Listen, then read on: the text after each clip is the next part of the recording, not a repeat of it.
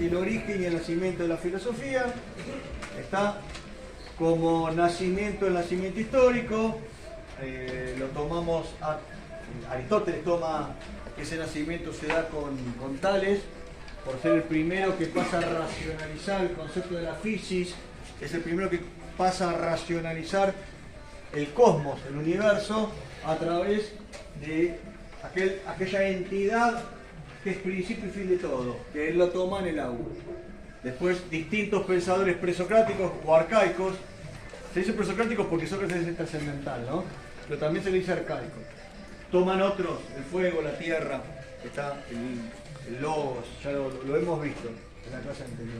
Y después el origen personal que se nos da con los tres momentos que podemos vivir para sentirnos en concepto de filosofía, que es la duda, el asombro y la situación límite. ¿Está? En ese mundo de los presocráticos hablábamos en la clase pasada de cosmología, porque los tipos trabajaban todos los conceptos para darle al universo un sentido, una forma, una manera de evitar el caos. Los griegos aborrecían el caos, hasta el cosmos, como lo conocemos nosotros, no es el universo para ellos. El cosmos, la palabra es orden, el orden. Orden. Ellos tienen que ordenar el concepto. Desde una concepción, como explicamos en la clase pasada, de la inmanencia, no había algo trascendente, no había un Dios en el cielo, ni nada, era todo inmanente, todo sucedía en la física, en la naturaleza, todo sucedía en nuestra realidad. La cosmología es el concepto que marca ese pensamiento de ordenar el universo, ese pensamiento de buscar las razones y los fines de todo, y la cosmología la dejamos aparte a partir del ingreso de Sócrates en la historia filosófica. Sócrates es el primero que después la academia llama los clásicos, ¿no? Presocráticos, clásicos, Sócrates, Platón, Aristóteles. El spa famoso, para que lo recuerden. Sócrates es un tipo, nació en el 470, muy bien, 470, muere en 399. Sócrates era un tipo de buen pasar. Acuérdense que en esa época o eras pobre o eras no había clase media, no había clases. O eras ciudadano o eras esclavo o eras y la gran mayoría de la ciudadanía era pobre. ¿Está? Sócrates no. El padre era escultor, la madre era partera. ¿Cuándo murió, Sarlo? 399. Vivió 70 años. Sí, vivió 70 años, exacto. 71 años. Ponele, sí. Dice gracias a la herencia que le va dejando el padre, ¿no? ¿Cómo? Dice gracias a lo que el padre le va dejando. El padre era escultor. Si vos no tenías un relativo buen pasar, no podías dedicarte a lo que se dedicó Sócrates. Tenemos que ponerlo en contexto porque después vamos a explicar su debate con los sofistas. ¿Por qué estoy hablando del dinero o no dinero de Sócrates? Porque es importante para después entender qué pasa con... Más adelante lo voy a explicar con los sofistas. Sócrates no cobraba para enseñar, pero los sofistas eran profesores. Exactamente. Cobraban. Cobraban porque viajaban, cobraban porque tenían que vivir de algo. Pero ahora vamos ahí, no solamente perfecto. El padre, escultor, lo banca como para que pueda comprarse una armadura, fue hoplita, fue soldado. Acuérdense que los soldados eran los gimos, que eran los soldados pobres que iban desnudos, o los soplitas, que ya tenían Igual, Sarlo, él de su juventud vivió la guerra de Atenas con Persa, ¿no? Él, De Atenas, él vive el siglo de Pericles. Él combatió en la guerra de Peloponeso, no con los persas. Él combatió contra los espartanos. ¿Está? En la guerra del Peloponeso. ¿Cómo? Sí, no se llama así, pero sí, fueron 30 años, 431 a 404, así que sí. Esa guerra determina el fin del siglo de Pericles. Pericles era un gran pensador, un gran político, un gran artista, un gran matemático, que es el apogeo de Atenas. Él ve toda la etapa de Pericles, él ve la construcción del Partenón, ¿está? Él ve la hegemonía de Atenas y él ve la decadencia de Atenas. Porque en la guerra del Peloponeso, guerra que se divide en 3 etapas, ponele, en la primera etapa predominan el ejército espartano, que era lo más poderoso, en tierra, y todo lo que es mar, por supuesto, los atenienses. Hay una primera etapa de paz, vuelve la segunda y vuelve la tercera, que ya es la decadencia, donde ya los espartanos se ponen a tiro con la navegación, cometen el terrible error de invadir Siracusa, lo que es Palermo, los atenienses, y pierden la guerra. Y ven los 30 tiranos. Y los 30 tiranos es decadencia total, porque los 30 tiranos, que duraron menos de un año, eran pro-espartanos y masacraban a todos los demócratas. Fue una masacre. Y todo ese periodo de decadencia, y él al ver esa decadencia le obliga a abandonar, vuelvo sobre lo que estaba trabajando de los presocráticos, la cosmología. Porque él está viendo que la polis necesita ser pensada. La polis necesita ser defendida desde el pensamiento. Entonces tiene que meter un poco conceptos morales, conceptos del hombre, en lo que es la actuación en el cosmos. Ya no tanto el origen del cosmos, sino el hombre trabajando en la polis, que es donde está él. Y ahí hay un cambio radical. Un cambio radical en lo que es el pensamiento filosófico. ¿Está? Entonces, repasando. Tenemos la cosmología, que son los presocráticos o arcaicos. Sócrates vive la guerra del Peloponeso, vive el periodo de Pericles, por lo tanto vive la hegemonía y la decadencia de Atenas, y en esa decadencia quiere trabajar en pos de los ciudadanos de la polis. ¿Está? En ese contexto es donde vamos a empezar a trabajar a Sócrates. Y vuelvo. Era un tipo que el padre le bancó económicamente para que pueda comprarse los elementos para ir a la guerra, no era nada barato. Seguramente habrá venido con algún botín, algo propio de las batallas, y eso te hace también empoderarte económicamente, y eso te permite tener una vida dedicada a la educación como la tuvo él. Ese dinero lo invirtió en lo que es la filosofía, ¿no? Es parte de ese dinero es con lo que él empezó. Mirá, con ese dinero él se dedicó a pensar. Él lo que siempre manifestaba es que él, tanto Platón y Aristóteles, los tres, los que necesitamos pensar, necesitamos dedicarnos a pensar. Y necesitamos tener tiempo apartado de la cotidianidad para pensar. Y es una idea propia de ellos. ¿Está? Y a partir de eso, las contingencias económicas no nos tendrían que preocupar. Por eso nos tienen que pagar, y por eso en el juicio dice, yo por lo que hago, a mí me tendrían que mandar al Pitineo a dejarme vivir. El Pitineo era una zona de Atenas, una parte apartada de la ciudad, donde te mantenían a todos los ganadores de los Juegos Olímpicos y de los concursos de tragedia. O sea, los premiaban mandándolos a un country en las afueras de Atenas, y le gastaban toda la vida porque ellos eran, y él quería, en su momento cuando lo condenaron, es decir, bueno, cambio la condena, no, ustedes me tendrían que a mí bancar porque lo que hago es pensar y ayudar a pensar.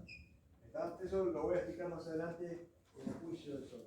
Claro, porque a él le pedían que admita como que él estaba equivocado, porque está condenado. Y él dijo, no, sí, mandame, está todo lo que está bien, sí. Mandame, Estoy haciendo algo bueno. estamos haciendo algo bueno. Ahí hacemos una diferencia, ¿no? Porque en ese momento lo puso Arquelao. Arquelao sí cobraba. Los Arquelao, todos los sofistas cobraban. ¿Está? Gorgias, que era también un gran sofista en esa época. El sofista, está allá, y ahí ya empezamos a hablar de Sócrates y los sofistas, todo un debate hasta el día de hoy. Los sofistas vivían de la enseñanza, vivían de enseñar la retórica, la persuasión y transmitir todos los conocimientos en la medida del discípulo del alumno. Ellos que el ser humano es la medida de todas las cosas. Entonces, todo conocimiento puede transmitirse en la medida de cómo lo transmitís y cómo lo recibe el discípulo. ¿Está? Y por eso cobraban. Como enseñaban, tenían que viajar. Era algo muy mal visto viajar. No sé, vos eras de la polis. Si viajabas y te ibas a otra polis, no estaba bien visto eso. Sócrates despreciaba eso. Ahora, si tenías que enseñar, tenías que viajar, porque si hoy acá no tenés alumnos, tenés que ir a buscarte alumnos a algún otro lado, y viajar no era barato. ¿Está? No es el ir a caminar, tenías que trasladarte por un montón de lugares, tenías que tener protección, tenías que tener caballos, y para bancar todo eso, cobraban sus clases los sofistas. El gran debate que se da con los sofistas y Sócrates es el concepto de la virtud. ¿No? Porque la virtud, vamos primero, ¿qué entiende por virtud Sócrates? Sócrates entiende la virtud es todo aquel que conociéndose, que no sabe, abre toda su mente para que el saber pueda salir de sí. Es la La mayéutica. diferencia con los sofistas, como que los sofistas eso sí daban ya- bajada de línea de respuesta y lo que hacía... Los sofistas, por No dentro, era límite. daban conceptos. no, Pero era más. no había límite en ese sentido. Lo que había era la retórica del sofista persuadía y te daba el contenido, Te daba el contenido. y el contenido vos aprendías. Lo que hacía Sócrates era otra cosa. Sócrates Era que vos Sócrates decía saques que- tu propio contenido. Que No, en la observación del maestro se encontraba la virtud, no se enseñaba a través de la retórica. la virtud es praxis. Perdón porque para que se entienda, porque ustedes ya tienen... Eso los sofistas creían que enseñaban la virtud. Y Sócrates Exacto. salió a... La virtud decir es que la praxis, virtud- como dice Maxi. Es praxis, es práctica. Y en base a la práctica del maestro y observarlas que la puedes tener. Pero, de vuelta, para entender, para que se entienda el concepto de la mayéutica.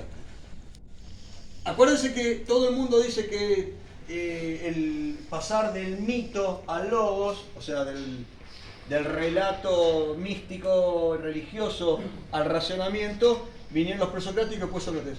Mentira. Eso es mentira. Eran religiosos. Muchos de sus relatos se basan en concepciones religiosas. Por supuesto que aplica la técnica de la mayéutica para que la razón predomine, pero seguían siendo religiosos. Esa es una época religiosa. Y era una forma selecta como enseñar. Porque Aristóteles, cuando le enseñó a Alejandro Magno, también en un lugar separado, y los griegos decían que ellos eran los elegidos, tenían la virtud, por eso ellos tenían que mandar. Cuando los persas le empezaron a meter el oro, y ellos empezaron a decir, no, ¿para qué se están metiendo demasiado? Era como que ellos se sentían, los griegos. Aristóteles, cuando enseñó a Alejandro Magno, adoptó eso, cuando empezó a colonizar. Sí, pero esperá, no te me vayas tan lejos. Estamos todavía, estamos en el 400. ¿Está?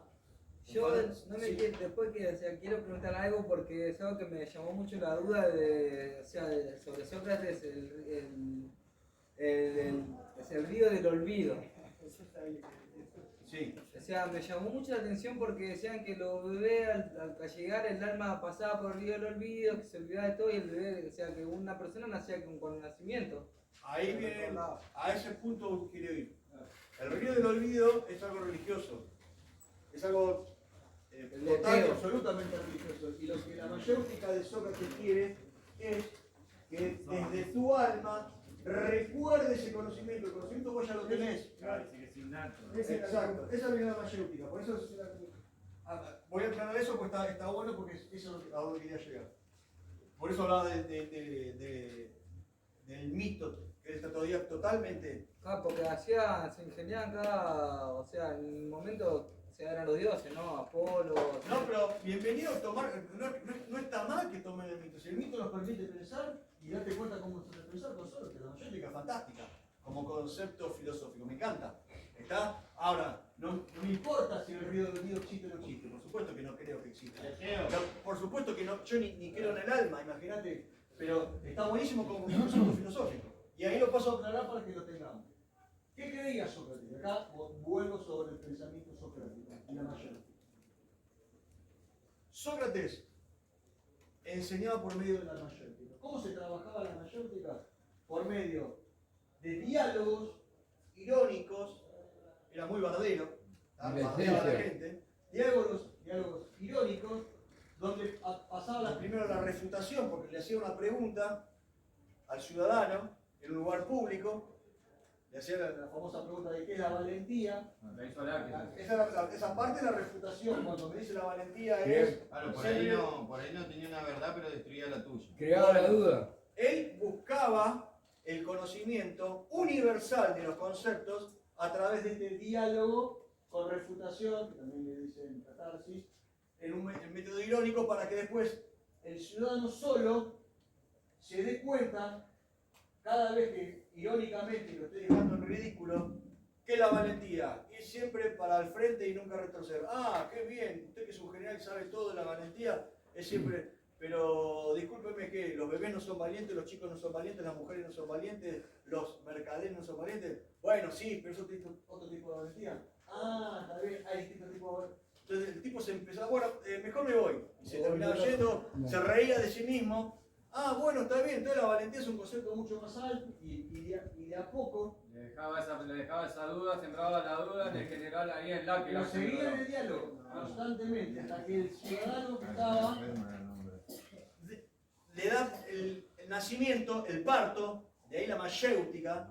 ¿Tá? El conocimiento está ahí, solo hay que dejarlo salir a la luz. Mayéutica, claro, la mayéutica es el arte de parir. dar a luz. El arte de parir, digamos. La madre era partera, entonces en honor a su madre es que concibió este concepto. ¿Tá? Que es un concepto que tampoco lo inventó él, es un concepto también de la epocal. ¿Tá? En ese sentido es epocal. Todo lo que sabemos Lo construía mentalmente para que se vuelvan a construir. Exactamente. Pero todo el tiempo por medio del diálogo irónico. ¿Está? A través de esa ironía lo empujaba hasta que daba luz. Daba luz a la idea que salía de tu alma, que recordaba, ¿tá? Recordaba todo lo que tenían antes de pasar por el río del olvido. ¿Está? Nada, está buenísimo como concepto filosófico. Por eso lo compara con la mayéutica, ¿no? Eso es la mayéutica. Eso es la mayéutica. Esa es la mayéutica. Eso es la mayéutica. Lo compara con una La mayéutica parcela. es el diálogo por intermedio de ironía, de refutaciones, hasta que pare la verdad universal. El arte de dar a luz. ¿Cómo? El arte de dar a luz. El arte de dar a luz, exactamente. Eso es la mayéutica. Y así enseñaba. Ojo, era admirado por los jóvenes porque bardeaba a todos los porongas de la ciudad, ¿entendés? Pero generaba muchos enemigos que después vamos a ver el costo de esos enemigos. De hecho, Nietzsche es alguien que critica mucho ese concepto de pedagógico. La mayéutica es una técnica racional, que es muy criticada por Nietzsche, me estoy yendo un montón, pero está bueno como idea, porque dice, a partir de ahí es el ocaso de Occidente. Ahí la cagó, según Nietzsche, ¿no? Ahí la cagamos con Sócrates. Sócrates nos cagó la vida. Porque a partir de la técnica por la razón, la técnica para sacar universales, los famosos conceptos universales, definiciones universales, técnica, dejás de lado fomentás lo apolíneo y dejás lo dionisíaco, dejás las pasiones, dejás los deseos, dejás la tragedia, ¿tá? Y ahí es el ocaso de todo lo que somos como Occidente. Nada. Es súper interesante la crítica nietzscheana, ¿no? Pero porque ahí arrancamos con Sócrates y van a ver que se profundiza con Platón y la excelencia llega con Aristóteles en la técnica de la razón, con técnicas de razón para entender, para comprender, para definir, para conceptualizar, para poner y en vez de que fluya un poco Dionisio, Baco, que fluya un poco las pasiones, no. Técnica, definición, razón, ¿está? Nacen con Sócrates. Bien. Sócrates, la mayéutica partía de un concepto, si quieren, epistemológico. Epistemológico, acuérdense que es el estudio del conocimiento. ¿Está? ¿Cuál es la base de su conocimiento? ¿Cuál es la base de solo sé que no sé nada? Él era sabio y lo decretaron sabio en su época porque él reconocía no saber. Él sabía que había cosas que se le escapaban, que él no sabía. Sabía que su conocimiento era poco, por todo lo que tenía para conocer, por eso decía solo que no sé nada. Su conocimiento era poco, dice el chino. Ahí, se lo replanteó, ¿por qué me dicen a mí que yo soy el más sabio? exacto. Ahí se lo replanteó, ¿por qué? Ahí hay algo. Le buscó la vuelta y lo encontró porque reconocía en los textos que yo sé cosas. Por supuesto que sé cosas. ¿Cómo? ¿Cómo se llamaba el que había ido al oráculo y le pregunta quién era el hombre más sabio y le contesta Sócrates y ahí a partir de ahí Sócrates empieza a pensar ¿por qué me eligió a mí? Un amigo Si de hay él tanto fue al oráculo de Delfos sofista, y le preguntó quién es el hombre más sabio y de lo él. eligieron, y ahí él se empezó a pensar. Genofonte, a ver, aclaro esto. Genofonte, Platón y hay un tercer. Eran alumnos de él. No. Aristófanes. Son los tres fuertes. Nos lleva Sócrates. Sabemos mucho más de Sócrates que de Jesús. Sépanlo, es así. ¿Está? ¿Por qué? Porque nos quedó cosas escritas. Recuerden que Sócrates no escribía nada y no se estilaba a escribir. ¿Está? Lo de Platón, que era un maravilloso escritor, no era la norma, era la excepción. Se escribía, Platón y Aristóteles. Platón fue alumno de Sócrates, Aristóteles fue alumno de Platón. Ambos despreciaron la democracia. La democracia lo terminó matando a Sócrates en el juicio. ¿Está? Con todo, y ahí pasamos a la tercera etapa de la clase, que es el juicio a Sócrates. ¿Está? Sócrates, por hacer todo esto que hizo, se ganó muchos enemigos. El concepto de la ironía, el concepto de disputar espacios de conocimiento con gente importante le llevó. También el acusado de corromper a la juventud con sus pensamientos. Fue acusado de dos cosas. A corromper a la juventud, él siempre estaba rodeado de adolescentes y de jóvenes porque es a quienes enseñaba. Y dos, negar a los dioses e imponer nuevos dioses. Todo hablaba mal de los dioses también, decían que. No, él no hablaba mal de los dioses. No. Pero decía que, por ejemplo. No, tampoco los negaba. ¿Cómo vas a creer en el sol? ¿No te das cuenta que.? Bueno, o sea, pero una cosa, él no negaba a los dioses. ¿Cómo? Creaba dudas todo eso que estaba impuesto. Él generaba dudas de todas las respuestas universales que daba para llevarte un conocimiento universal. Pero él no decía que, ya estoy Nahuel, él no decía que no había Dios, todo lo contrario. Él muere diciendo, le debemos un gallo a Esculapio. ¿Entendés? Claro, el gallo Esculapio es hacer un sacrificio a Esculapio, el dios de la medicina. A ver, más allá de la anécdota. ¿Alguien entendió eso? ¿Cómo? Hay mil. yo entendí de otra manera. No, hay mil. A ver, hay. Una interpretación es que. ¿Él le debió un gallo a Esculapio?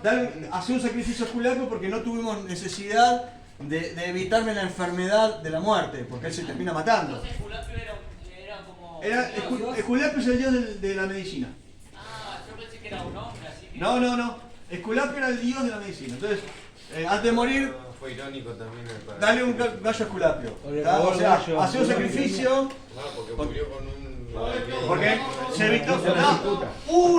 A ver, hay 1000 cosas escritas sobre el gallo Esculapio, 1500. Le había un gallo. 4. La que yo digo es.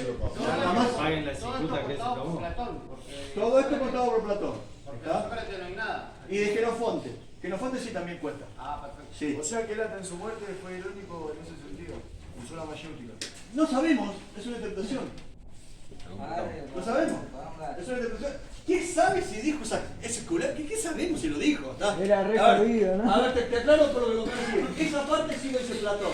Genofonte también narra del proceso, ¿está? Pero no esa parte es de Platón. Esa parte de Platón es Critias. Se llama el libro Critias. El diálogo es Critias. ¿Está? Apología, Critias y Fedón. Ahí, en esos 3 libros, que son cortitos y acá los traje yo en su momento, está esta parte. ¿Fedón es el libro que habla de la muerte? ¿Cómo? Apología, ¿qué más? Exacto, todo. Apología, Critias y Fedón es el juicio, las defensas en el juicio, la previa del juicio y cómo muere previo casi escapar quien no quiere escapar. Fedón en realidad se refiere a la inmortalidad del alma, digamos. Lo de Esculapio, no, paremos con Esculapio, porque si no, sí, no. Hay 1000 interpretaciones. ¿Está? Y podemos, una clase para el gallo Esculapio le podemos dar, pero está re interesante. Pero déjeme seguir el hilo conductor. ¿Está? Se ganó enemigos.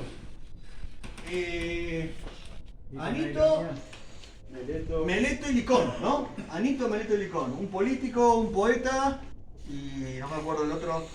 Grandes, importantes, queridos por la sociedad, le hacen la denuncia de corromper. Y la verosimilitud de la apología, la verosimilitud de lo que narró Platón, para mí vale, y para muchos historiadores vale, porque en ese momento quienes mataron a Sócrates estaban y leían a Platón. Si hubiese mentido de lo que pasó en el juicio, Platón, ¿está? Entonces, es 100% que sea verídico. Tiene bastante verosimilitud, por supuesto. Puede haber, un 90% hay mucha ficción, pero hay, no puede haber mentido mucho. ¿Cómo? La posibilidad de todo lo que escribió que sea verídico, porque en esa época estaba ahí. Estaba ahí y además él escribía y lo leían los asesinos de Sócrates. Si no lo hizo asesinado. Exacto. Sí, muchos. ¿Está? O sea, eran pro-espartanos. Los 30 tiranos degollaron a un montón de gente. Eran tipos que salían a la calle a matar a enemigos políticos. Duraron un año, ¿está? Y masacraron media Atenas hasta que los tuvieron matando. Y esos tipos, muchos de ellos, Critias, por ejemplo, era uno de sus alumnos predilectos de Sócrates. Por lo tanto, mucha gente asociaba a Sócrates con gobiernos aristocráticos. ¿Está? Con gobiernos dictatoriales, no con democracia. La democracia cae en Atenas cuando termina la guerra con Esparta. Vienen los 30 tiranos y ponen un gobierno pro-espartano de estos 30 tiranos, muchos de los cuales eran amigos de Sócrates. Y eso también tiene que ser tomado en cuenta, chicos. ¿Está? Porque... ¿Una de las causas del homicidio? Y una de las causas de por qué tantos lo odiaban. Si no, tenemos que meter ese contexto histórico. Y tienen que saberlo. ¿No? ¿Cómo? Él le enseña a uno de parte de lo Claro, que ha a Critón. ¿Está? O Critias, se me confunden los nombres. ¿Está? El libro es Critón, ¿no? El libro que... Vale, bueno, no importa. Lo importante es que muchos de los 30 tiranos fueron alumnos de Sócrates. Y eso implicó un odio cerval por parte de los demócratas, que luego se impusieron. En ese momento estaba la democracia, en el momento del juicio de Sócrates. Bien, lo acusan. El juicio se divide en la acusación, la defensa, está tratado en los libros, es contundente. Sócrates, según hasta el propio Genofonte, estuvo muy soberbio en sus actuaciones. Cuando leemos a Platón también nos damos cuenta que cualquier cosa menos humildad. Y luego viene la votación para la pena. Si es inocente o culpable. Lo decretan 280 a 220, creo que fue los votos de la asamblea. Culpable. Y ahí le pasan la pelota por si quiere modificar la pena, que era algo muy normal. ¿Entendés? Te decretaban la pena de muerte, pero no te daban la pena de muerte. Vos apelabas, manifestabas y decías, bueno, te intercambio, te pago tantos dracmas y 6 meses de destierro y compenso o un mes de destierro y 4.000 dracmas y me perdonan la vida. Bueno, esperaban eso de él.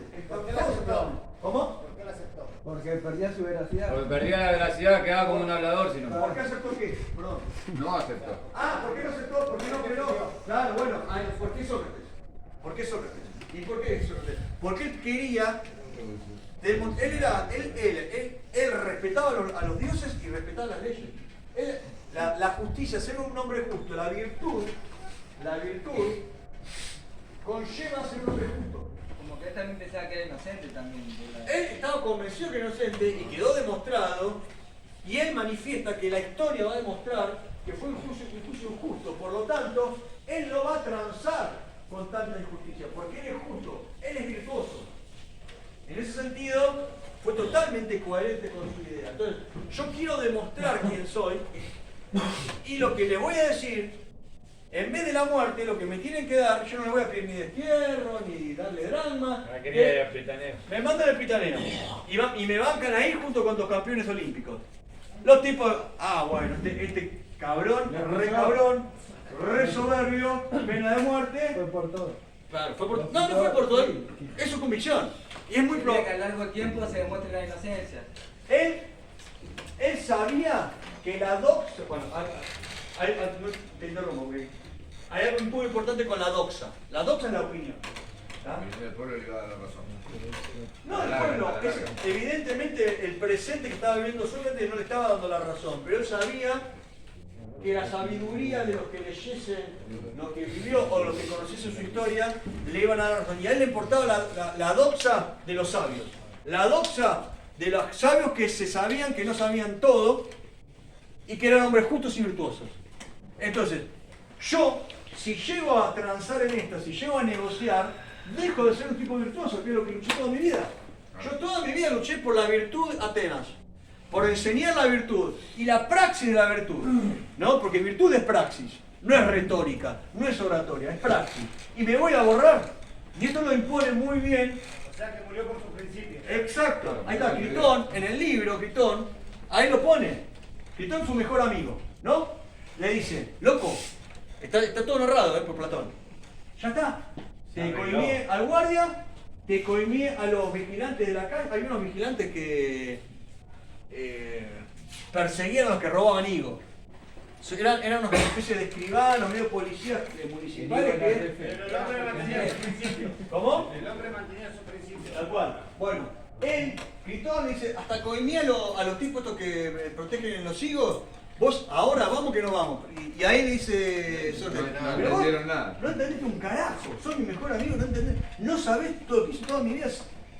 Pero no, escuchame, vos tenés un hijo recién nacido, estaba Xántipas, la esposa, él tenía 70 años pero tenía un hijo recién nacido, y dice, yo estoy en la vuelta. Él le dice, sí, me voy a morir, pero sí, ¿qué va? Me voy ahora, si querés, destierro, porque me voy, me escapo, destierro. ¿Qué vida le voy a dar si tengo 70 años? Yo tendré 1 año más, 2 años más. El destierro 2 años, estoy muerto y tampoco lo voy a ver a mi hijo. Entonces, él fue argumentando todas las razones por las cuales él no tenía que coimiar a nadie y él tenía que morir.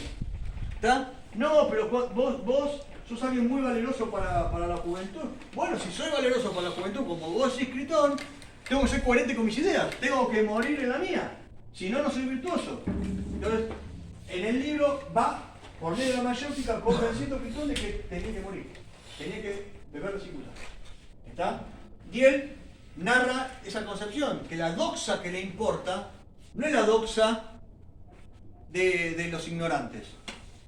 Recuerden que hay algo que me olvidé muy importante. La ignorancia, no existe la maldad para Sócrates. No hay malos, hay ignorantes. El malo es porque no sabe. Y él, como maestro virtuoso, te puede explicar a dejarse el malo porque el conocimiento...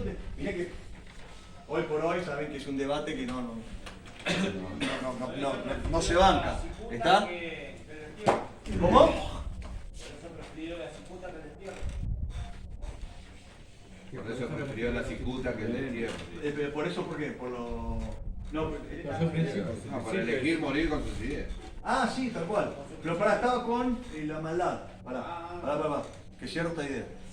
Porque es un concepto ético de Sócrates. ¿Tá? También trabaja la ética de ese concepto. No hay maldad, hay ignorancia. Que sabemos es algo que después le dijeron la falacia de Sócrates, ¿no? ¿Por qué la falacia de Sócrates? Porque vos podés conocer lo malo Pero si no sos valiente para enfrentarlo, seguís siendo malo. Entonces no tiene nada que ver. Por supuesto es importante el conocimiento para evitar cuestiones de maldad, pero no lo puedes vincular. Es una concepción moral muy traída a los pelos. Pero él manifestaba que no había maldad, había ignorancia. Entonces, él era enemigo acérrimo de la ignorancia. Y él era enamorado de la virtud. Entonces, si soy virtuoso, si soy justo, si la praxis es lo que demuestra la virtud, la praxis me tiene que llevar a, como decías, morir en la tuya. Muero en la mía, murió en su ley, tenía que esperar 30 días a que venga de Delos el barco, porque de vuelta a respetar las cuestiones religiosas. ¿Cómo se llamaba el barco que tardó 3 meses? El barco no me acuerdo cómo se llamaba, venía de Delos, pero no me acuerdo cómo se llamaba. 3 meses tardó, ¿no? Claro, no sé, si era un mes o 3 meses, no me acuerdo tanto. Sí, Acaba con la aceptación de la muerte y el cumplimiento de la ley. Así él lo haya condenado justamente, porque fue condenado justamente. Exacto, muy buen punto. La ley tiene que ser respetada y cumplida. Y la ley se cumple a pesar que el juicio haya sido injusto y la historia va a quedar acreditada que fue injusto. Y él sabe que fue injusto y la doxa que a él le importa sabe que fue injusto. Punto. Pero hay que cumplirla. Se cumple porque la polis tiene que ser respetada. Y si no cumplís la ley de la polis, no estás cumpliendo con tu polis. Y él era un defensor acérrimo de Atenas, ¿sí, Nahuel? Sí, pero la polis está corrompida.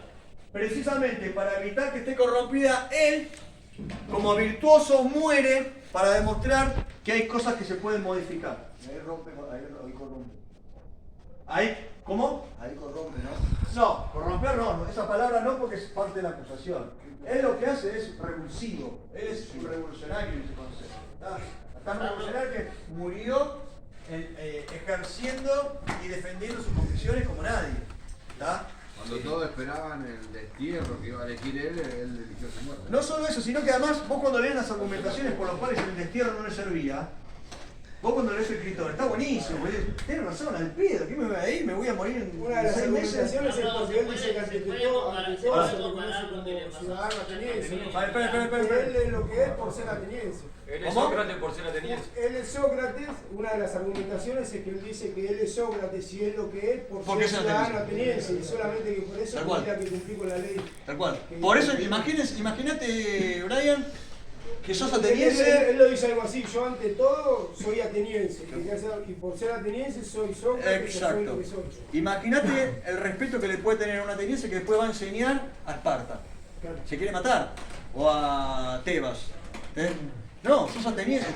Pero ese concepto también un poco cerrado, ¿no? Por ese debate con los sofistas, sí, la verdad. Sí, bueno, pero estoy más de la época, cómo se daban las cosas en la época. Por supuesto. O sea, era... Por supuesto. Es el concepto que tiene que partir de la base de solo sé que no sé nada.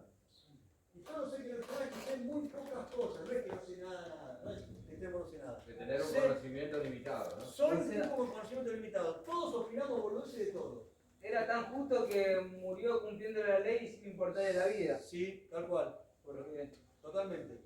Él se creía justo. Dejemos cerrar la idea. Solo sé que no serás el principio rector de Sócrates.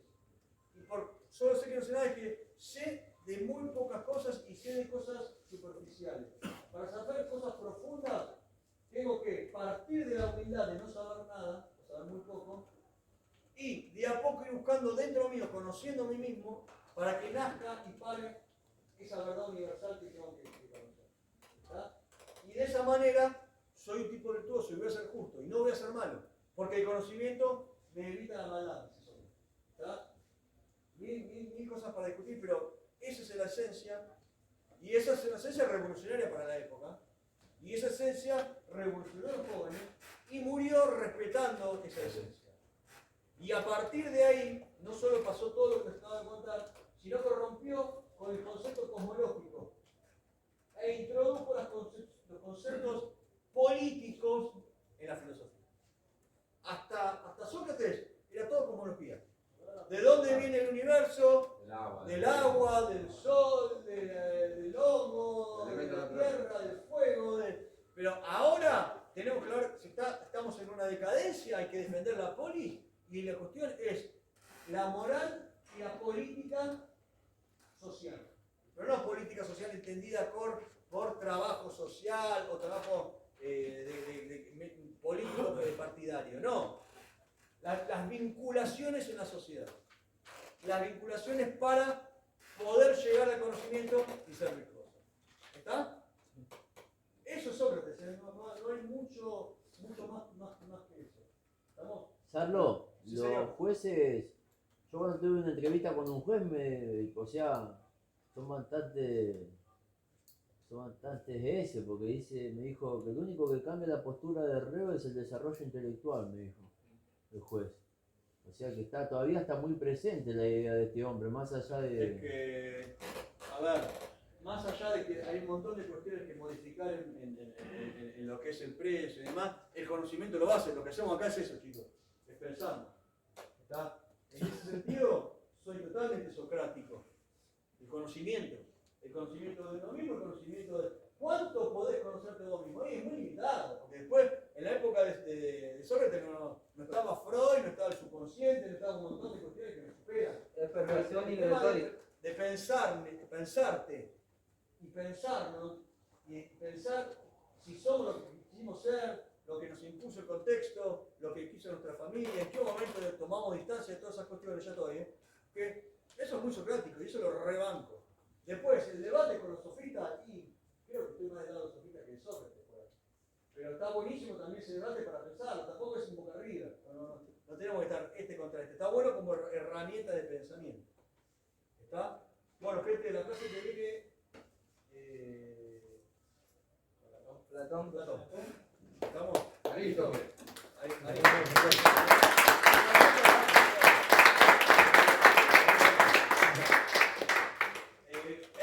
Fue medio corto porque estoy medio al Pero se entendió.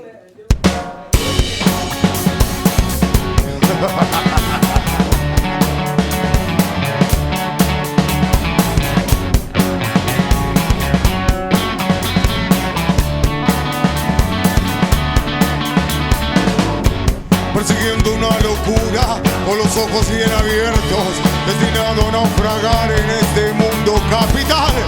La demencia se incorpora y me deja sin aliento, apresado en un sistema societal.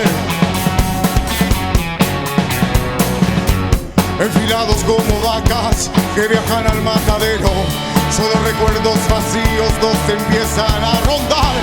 Miles de cabezas huecas que pelean por un sueño inventado, por un sueño irracional. Nada me puede despertar en este sueño irreal. Nada me puede reinstalar en este mundo irreal.